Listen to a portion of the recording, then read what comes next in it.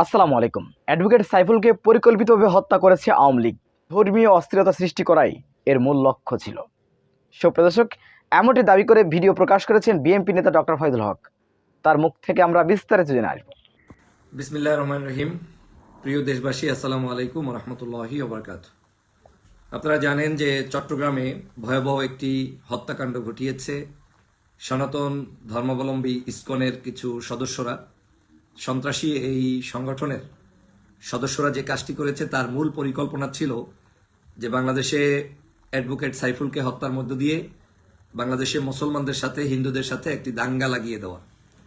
মহাপরিকল্পনা নিয়ে মাঠে নেমেছিল শেখ হাসিনা এবং আওয়ামী লীগের একটা পরিকল্পনা ছিল যে চিন্ময়ের ওখানে যদি যে কোনো মূল্যে কোনো একটা খুনাখুনি করা যায় তাহলে বাংলাদেশের ধর্মপ্রাণ মুসলমানরা এটার প্রতিবাদ করতে গিয়ে এমন কিছু পরিস্থিতির পরিবেশ তৈরি করবে যেটার মধ্য দিয়ে দেশ একটা অস্থিতিশীল পরিস্থিতির দিকে যাবে এবং সেই পরিস্থিতি সরকার সামাল করতে পারবে না। আর সরকার যেহেতু পারবে না, সেই ফাঁকে আওয়ামী লীগ এটার একটা এভিডেন্স নিয়ে তারা দেশে বিদেশে এটাকে দিয়ে প্রোপাগান্ডা ছাড়িয়ে তারপরে আবার অবৈধভাবে ক্ষমতায় আসার স্বপ্ন দেখতেছিল।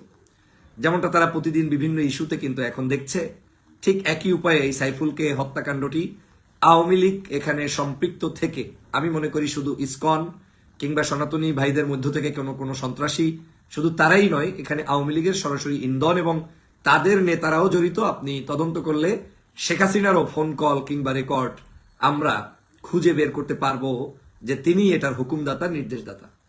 কিন্তু আওয়ামী লীগ ব্যর্থ হয়েছে। আওয়ামী লীগ যেটা চেয়েছে সেটা এদেশের ধর্মপ্রাণ মানুষরা হতে দেয়নি।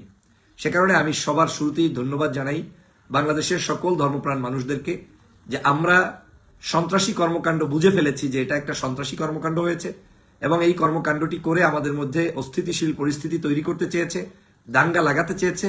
কিন্তু বাংলার ধর্মপ্রাণ কোনো মুসলমান কোনো জায়গায় এই দাঙ্গার সাথে সম্পৃক্ত হতে যায়নি, করেনি এবং ওদের সকল ষড়যন্ত্র আস্থা খুঁড়ে নিক্ষিপ্ত করে দিয়েছে।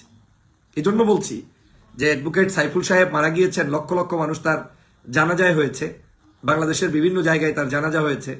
এই জানাজার মানুষ দেখলেই মনে হচ্ছে যে একজন শহীদের মর্যাদা কত বড় জায়গায় আল্লাহ তাআলা পৌঁছে দিয়েছেন। সারা বাংলাদেশের মানুষ তার জন্য ক্রন্দন করেছে, সারা বাংলাদেশের বিভিন্ন রাজনৈতিক দলের নেতারা তার জানাজায় গিয়েছে, এখনো মাজার জিয়ারত করতে, তার কবর জিয়ারত করতে যাচ্ছে। তো সেই জায়গায় বাংলাদেশের মানুষ একটা টোক্কা পর্যন্ত কোনো সনাতনী ভাইদের বাড়ি ঘর কিংবা কোনো ব্যক্তির উপরে মারে নাই। এর দ্বারাই প্রমাণ হয় এই দেশের মুসলমানরা সবসময় শান্তিপ্রিয়। তারা কখনোই একটা ইস্যুকে আর একটা ইস্যুর উপরে চাপিয়ে দিয়ে কারো উপরে কোনো ধরনের অত্যাচার, অবিচার, জুলুম কিংবা ন্যায্য কাজটাও দাঙ্গা লাগবে, হাঙ্গামা হতে পারে, এইগুলো বিবেচনায় করে তারা করে না। যদিও আমাদের উপরে সবসময় অনেকেই সবাই করে। যেমন বাংলাদেশে এখন কোনো মানুষের উপরে নির্যাতন নাই, সে হোক হিন্দু, সে হোক অন্য ধর্মের, সবাই আরামে আছে। কিন্তু বিদেশে পার্শ্ববর্তী দেশে বসে বসে টিভি চ্যানেলগুলো সকাল সন্ধ্যা মিথ্যাচার করছে, মিথ্যা প্রোপাগান্ডা ছাড়তে ছাড়তে মানে মনে হয় যেন তাদের কলমের মধ্যে মিথ্যা ছাড়া আর কিছু নাই। সারাক্ষণ বলছে বাংলাদেশে নাকি কোনো কিছুই সুন্দর চলছে না, এদেশের হিন্দুরা নাকি কেউ ভালো নাই।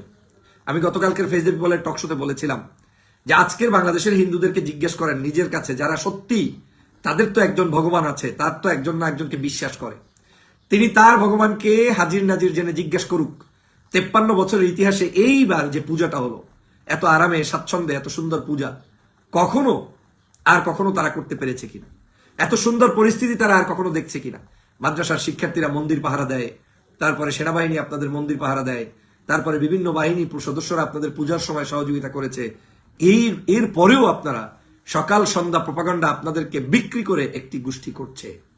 সে কারণে হিন্দু ভাইদের দায়িত্ব আছে, যারা সত্যিকার ধর্ম চর্চা করেন তাদের দায়িত্ব হচ্ছে এই সংঘাতের দিকে যারা দেশটাকে নিতে চায় তাদেরকে পরিহার করা, ডাইরেক্ট বলে দেয়া যে তোমরা আমাদেরকে বিক্রি করে ক্ষমতায় আসার যে স্বপ্ন দেখছো এটা দেখা বন্ধ করো, আমরা তোমাদের সাথে নাই। এই বাংলাদেশে যদি মুসলমান হিন্দু দাঙ্গা লাগে, এদেশে 90% মুসলমান, আপনি 10% 15% যদি হিন্দু হন, স্বভাবতই মুসলমানরা যদি সেই রকম ক্ষিপ্ত হয়ে যায় তাহলে সেটা কারো জন্য কল্যাণকর হবে না।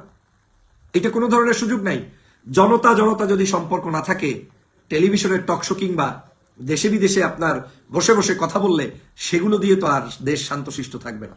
সে কারণে দেশের হিন্দু, বৌদ্ধ, খ্রিস্টান সকলকে আপনার ঐক্যবদ্ধ থাকতে হবে এবং আপনাদেরকে আপনার ধর্ম চর্চার জায়গাগুলোতে কোনো বাধা হচ্ছে কিনা সেগুলোকে ফাইন্ড আউট করতে হবে।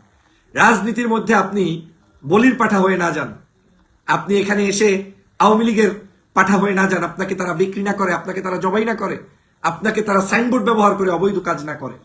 আমি বাংলাদেশের যেই ধর্মপ্রাণ মানুষরা এখন পর্যন্ত শান্ত সুষ্ঠু আছেন আপনাদের প্রতি কৃতজ্ঞতা জানাই। সাইফুলকে নিয়ে একটি মহাপরিকল্পনা এই আওয়ামী লীগ করেছিল। ওরা চেয়েছিল যে কোনো মূল্যে লাশ আর লাশ, যে কোনো মূল্যে কাউকে না কাউকে হত্যা করা। ওরা এই হত্যার মধ্য দিয়ে একটি অবৈধ শাসনকে দীর্ঘায়িত করার জন্য, মানে যেটা থেকে তারা পড়ে গিয়েছে, ওই শাসন ব্যবস্থা আবার ফিরিয়ে আনা যায় কিনা সেই চেষ্টা অব্যাহত রেখেছিল, এখনো রাখছে। অতএব ওদের থেকে আমাদের দেশবাসীকে সজাগ দৃষ্টি রাখতে হবে, ওদের থেকে দেশবাসীকে রক্ষা করার জন্য আপনার আমার কাজ করতে হবে। আমি বাংলাদেশের এই যে আমাদের মধ্যে ঐক্য, এই ঐক্যটাকে আমরা ধরে রাখতে চাই। এই ঐক্যটাকে জাতীয় ঐক্যে রূপান্তরিত করতে হবে, এই ঐক্যটাকে জাতীয় জীবনে বাস্তবায়ন করতে হবে।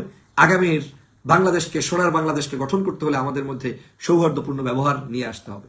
আমি খুবই লজ্জিত যে আজ পাশের দেশে বসে বসে মিথ্যা সকাল সন্ধ্যা টিভি চ্যানেলগুলো যা প্রচার করছে, আমার মনে হয় বাংলাদেশের হিন্দু ভাইরা যারা ধর্মচর্চা করেন, আপনারা অন্তত আপনাদের পক্ষ থেকে স্টেটমেন্ট দেওয়া উচিত। আপনারা বক্তব্য দিয়ে জানিয়ে দিন যে আপনারা কেমন ভালো আছেন।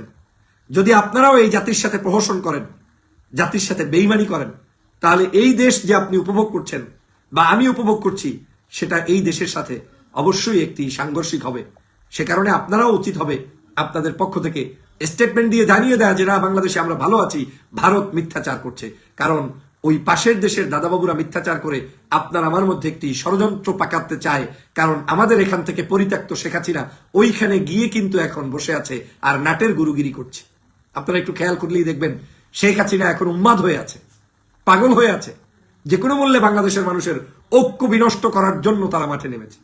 বাংলাদেশের মানুষ এখন পর্যন্ত মনে করে যে আমরা এই দেশের স্বাধীন, যেভাবে আমরা পূর্বের ঐতিহ্য রয়েছে হিন্দু মুসলিম বৌদ্ধ খ্রিস্টানের, এই ঐতিহ্য আমরা এখনো রক্ষা করে চলছি, আগামী দিনেও চলব। আমাদের মধ্যে কোনো বিভাজন নেই, বরং বাংলাদেশের মুসলমানরা অনেকাংশে কোণঠাসা থাকে, নির্যাতিত থাকে। পদ পদবি চাকরি বাকরি আপনি খোঁজ নেন, গত 16 বছরের চাকরি বাকরি এবং আপনার এই যে বাংলাদেশের প্যাটার্ন বা 53 বছরেরই একটা জরিপ করে দেখবেন, আনুপাতিক হারের চাইতে আপনি অনেক বেশি পদ পদবি নিয়ে বাংলাদেশে আছেন। যদি আপনি কোটা সিস্টেমও বলেন, তাতেও আপনি বেশি আছেন, কোটা ক্রস করে ফেলেছেন। তারপরেও আপনাদের যদি কেউ বিভ্রান্ত করে তাহলে সেটা অন্যায় হবে। আপনার এই চিন্ময়, তিনি নিজে বক্তব্য দিয়ে বলেছেন যে এই ইসকন প্রতিষ্ঠা করেছি শেখ হাসিনাকে প্রতিষ্ঠিত করার জন্য, শেখ হাসিনার হাতকে শক্তিশালী করার জন্য। তো একটা ধর্মীয় সংগঠন যদি কেউ চালায়, সে তো কাউকে শক্তিশালী করার জন্য চালাতে পারে না। তার মানে হচ্ছে এই ইসকন ভিন্ন উদ্দেশ্যে এসেছে।